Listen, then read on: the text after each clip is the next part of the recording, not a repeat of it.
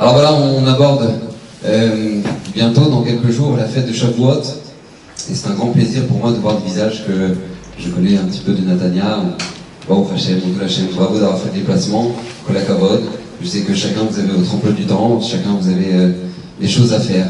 Et vous avez fait l'effort de venir ce soir, ça me touche énormément. Qu'Akadosh Baruch Hu vous donne, vous remplisse votre maison de brachot, de santé, de hatzlacha, Bezrat Hashem, de réussite dans tout ce que vous faites. Alors vous savez, il y a une notion qui est très importante, une notion qui est fondamentale, qui est tout simplement le fait que l'habitude des gens, c'est de penser que il y a la vie. Il y a 7 milliards de personnes sur cette planète qui vivent. Donc qui vivent, et puis nous on a reçu une vie avec option. C'est-à-dire vie, option, Torah. D'accord, c'est un peu comme les voitures, c'est-à-dire il y a la voiture, il y a le modèle standard, d'accord, le modèle standard, et puis tu as le modèle avec jante en alu, toit ouvrant, etc., etc. D'accord? Et la plupart des gens pensent que justement c'est comme ça, c'est-à-dire il y a la vie, comme 7 milliards de personnes sur cette planète, et puis nous on a reçu vie, option, Torah. Alors en fait c'est faux.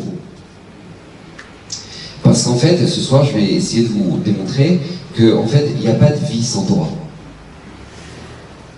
Et que la vie s'appelle la vie, qu'à partir du moment où on a mis une notion qui est la notion de la Torah dedans. C'est pour ça qu'au moment du Mamad Arsina, il fallait absolument qu'on meure, ce qui est une ambiance un peu bizarre quand même, d'accord? Parce que quand on te donne un cadeau et qu'on te met un flingue sur la tête, c'est quand même bizarre. À Hanouka, vous imaginez un peu? Vous ramenez un cadeau à votre enfant et puis vous lui dites « Tu le prends! Tu le prends !» Oui, papa, je vais le prendre. Mais Rabotai, Maramé Foresha au Shabbat, Akadosh Baruch Hu, il a dit le premier commandement à Nochi Hashem Elokera, Paranishmatam. Leur âme ont quitté leur corps. Comment est-ce possible une chose pareille? Quitter le corps, complètement. Incroyable. Et puis qu'est-ce qui se passe? Deuxième commandement, et là, bam, une nouvelle fois, ça quitte leur corps. Pourquoi il fallait absolument nous donner la Torah dans la mort? Pourquoi on ne peut pas recevoir la Torah sympathiquement? Anochi Hashem Elokecha. Très sympa quoi. Non, Anochi Hashem Elokecha. Bah, il fallait qu'il meure. Parce qu'Akadosh Baruch Hu nous a fait naître de nouveau. Akadosh Baruch Hu a voulu comprendre que jusqu'à présent tu avais ce que tu pensais être la vie, mais maintenant il y a une vie qui est une vie de Torah. Et là on recommence tout du début. Et c'est très important parce que vous savez, la plupart des gens ont le sentiment que quand maintenant ils ont choisi A, ils ont forcément refusé B. D'accord? Je vais donner l'exemple concret. Par exemple, les gens pensent que lorsqu'ils ont choisi de manger cachère, donc quand tu choisis de manger cachère, donc tu as fait une croix sur le McDo. D'accord? Donc tu as fait une croix sur les crevettes. Tu as fait une croix sur tout le reste. D'accord? Les gens pensent que quand maintenant tu as dû fermer ton magasin Shabbat, donc forcément tu as fait une croix sur toute la clientèle du week-end. Les gens pensent que lorsque maintenant ils vont devoir faire attention à leurs yeux, ben forcément ils ont fait une croix à la plage. Ils ont fait une croix au film. Et justement, c'est là où je voulais en venir, c'est que la Torah vient nous apprendre une leçon fondamentale et il faut la connaître avant Shavuot. On ne peut pas aborder Mamad Arsina sans connaître cette notion-là. C'est que la Torah vient t'apprendre que lorsque tu as choisi A, tu ne perdras jamais B. La grande majorité du monde pense, la grande majorité de notre peuple pense que quand maintenant tu as choisi A, tu as dû faire forcément une concession sur B. Alors que la Torah vient t'apprendre, tu as choisi A, tu as gagné B. Et ça, je vais vous le prouver ce soir, Bezrat Hashem. Ne l'oubliez jamais parce que la Gemara dans Betsa nous dit que tout est fixé à Rosh Hashanah. Tout. Toute la parnassa de l'homme est fixée à Rosh Hashanah. Elle est tamponnée à Yom Kippour. Kol mezonotav chez la dame, Touvin, mais Rosh Hashanah, Yom Kippour. Mais la Gemara dans Baba Batra rajoute, elle dit c'est pas seulement tes revenus qui sont fixés et tamponnés à Kippour, c'est toute ta vie. C'est toute ta vie qui est fixée. Tous les bonheurs que tu connaîtras cette année, toute la joie, toutes les marottes, tous les moments extraordinaires, mais aussi toutes les difficultés, toutes les épreuves, toutes les tragédies, tout est fixé à Rosh Hashanah, tout est tamponné à Yom Kippour. Ce qui s'est passé à Méron, ça a été fixé au moment de la Neila. Ça a été fixé au moment de la Neila. Moi, mon mashgiach à Yeshiva, Rav Kaplan, il prenait à chaque fois qu'il y avait des tragédies où à chaque fois qu'il se passait des événements incroyables dans le monde, il coupait le morceau de journal et il le mettait dans un classeur. Et veille du Yom Kippour, pour comprendre l'importance de la journée, il ouvrait tout ce qui s'était passé dans l'année, il revoyait les articles. Il se disait, ça va être maintenant que ça va être fixé. Tout est fixé. Que ce soit les joies, que ce soit les moments uniques, les moments de Baruch Hashem, de partage, les moments de bonheur, de plaisir, tout ça, c'est fixé à Rosh Hashanah et c'est tamponné à Yom Kippour. Mais sachez donc par là, on comprend de là un phénomène incroyable. C'est que lorsque maintenant tu vas prendre un profit qui n'est pas cachère, ne pense pas un instant que tu as pris ce que tu ne devais pas recevoir. La plupart des gens pensent, non, quand j'ai mangé pas cachère, j'ai pris un profit que je n'aurais jamais eu dans le cachère. Or, c'est faux. C'est faux. Parce que tous tes bonheurs, tous tes profits, tous tes plaisirs sont fixés à Rosh Hashanah. Le seul choix que tu as dans tes mains, c'est est-ce que tu vas le prendre en cachère ou tu vas le prendre en tarif. Mais ce profit, tu devais l'avoir. Mais maintenant, comment tu vas le prendre? Vous savez, il y avait un mot, le Admor HaKadosh Milvarka. Lui, une fois, il avait un shamash, d'accord, il avait son bedeau qui l'accompagnait partout, et il avait ses chaussures complètement déchirées.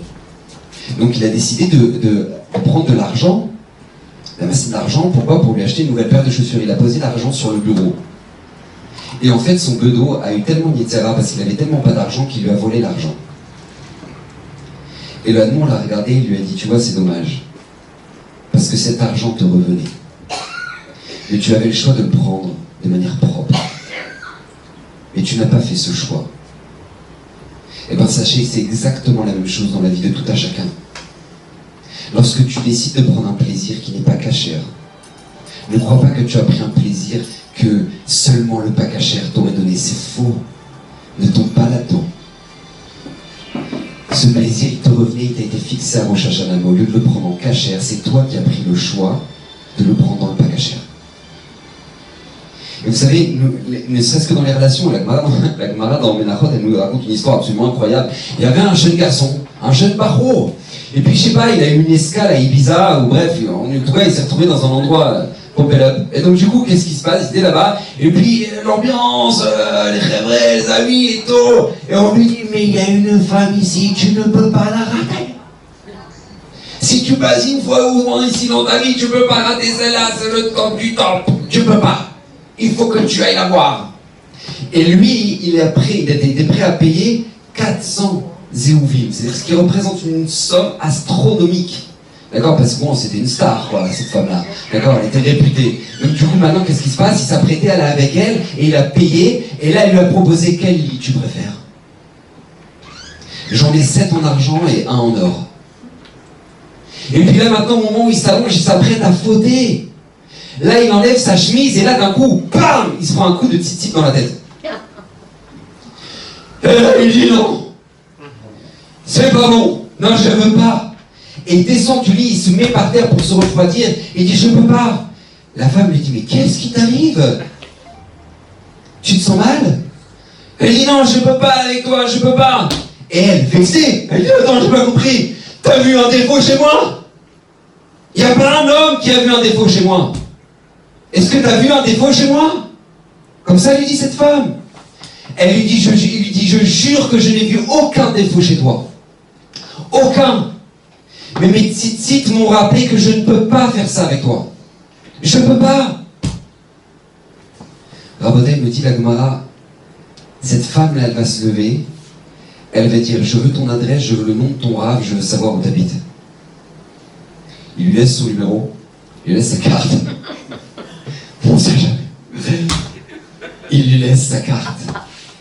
Et en fait, c'est un élève de Rabbi Chia. Cette femme-là va vendre tous ses biens. Elle va donner la moitié, un tiers à la tzedaka, un tiers à Rome, un tiers pour elle. Elle va prendre une retraite prématurée. Et elle va aller voir Rabbi Chia, le rave de cet homme-là. Elle va lui dire, j'ai vu un homme qui n'est pas un homme. Un élève à toi qui n'était pas un homme. Quand j'ai vu que je pensais que l'homme était qu'un animal, mais quand j'ai vu la grandeur de l'homme, moi je veux devenir comme ces gens-là. Cette femme-là va se convertir, elle va devenir la Kala de ce Baro. Wow. Elle va devenir la Kala de ce garçon. De là, Chazal nous apprend un yesod dans la vie, écoutez bien. Ce que tu devais prendre comme plaisir, ne crois pas que tu aurais pu le prendre dans le pas cachère. Ce plaisir te revenait. Mais c'est dans tes mains de choisir, est-ce que tu le veux en cachère ou pas. Ce garçon avait compris, je le veux dans le cachère, je ne veux pas dans le taref. Je ne le veux pas dans le tamé. Je ne le veux pas dans l'impureté, je veux dans la doucha. Et il l'a eu dans la doucha. Et dans tout, c'est comme ça, n'oubliez jamais ça. Dans tout, c'est comme ça. Moi, je me rappelle, mon Rosh Yeshiva, Rav Samuel, il m'avait donné un conseil quand j'étais fiancé avec Makala. Il m'a donné un conseil très fort. Et moi, on est toujours jeune, on ne comprend pas trop des fois, mais il m'avait dit, ne vois pas trop ta fiancée. Quand je m'étais fiancé, il m'a dit, ne vois pas trop ta fiancée. Je lui ai dit, pourquoi? Alors, bien évidemment, au-delà des tentations, il m'avait dit, parce que quand tu fais attention à ne pas avoir trop de moments forts en étant fiancé, tu gagneras ces moments forts quand tu seras marié. Et c'est tellement vrai. Combien il y a de fiancés, ils prennent 1 an pour se marier, je ne sais pas si t'attends, ils prennent 1 an pour se marier, toujours des bonnes raisons d'attendre, et puis qu'est-ce qui se passe? Et puis ils attendent, et puis entre-temps, ils font un voyage, entre-temps ils vont malades, entre-temps... Mais il te restera quoi, Baba, pour ton mariage? Ben, il te restera, tu sais, je t'annonce ce qui va te rester. Métro, boulot, et dodo. Et tu vas te dire, mais franchement, c'est ça la vie de mariée? Non mais franchement, c'est ça? Alors que cette chose-là te revenait. Mais comment tu vas le prendre? Comment tu vas le prendre? C'est dans tes mains. Et ça, c'est quelque chose qui est fondamental, qu'on ne doit jamais oublier, parce que la Gemara, elle veut te faire comprendre un principe. Et n'oubliez jamais ce principe. Le principe, il est très simple. C'est que la Torah ne veut te priver de rien. Tout ce qui est bon, la Torah te le donne en cachère. La Gemara nous dit, même dans Roulin, elle nous donne plein d'exemples là-bas, elle nous dit le sang, d'accord? Le sang, on ne peut pas le manger. Mais si tu manges du foie, tu auras le goût du sang. Et le foie, c'est cachère. La Gemara, elle te dit, le cochon, c'est pas cachère, d'accord? Mais t'as un poisson qui s'appelle le chiputa, que si tu manges le poisson le chiputa, et ben lui, il a le goût du cochon.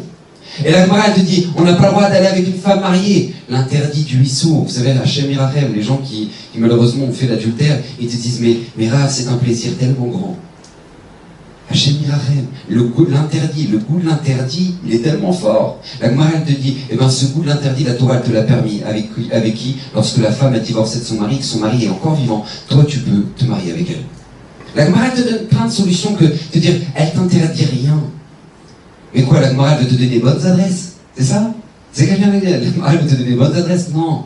La Gemara, elle veut juste apprendre que ne pense pas un instant qu'Akadosh Baruch Hu a voulu t'interdire quoi que ce soit. La Torah te permettra tout ce qui est bon pour toi, mais prends-le en cachère. Prends-le en cachère. Et c'est le regard qu'on doit avoir dans notre parnassa, parce que les voleurs ne le savent pas, ça les embrouilleurs ne le savent pas, et c'est bien dommage. Parce qu'ils sont persuadés, vous savez, quelqu'un qui vole est persuadé qu'il a pris quelque chose à l'autre. Et cette chose-là, il ne l'aurait pas eu s'il n'avait pas volé, ou s'il n'avait pas embrouillé. Or la Gemara te dit, c'est faux.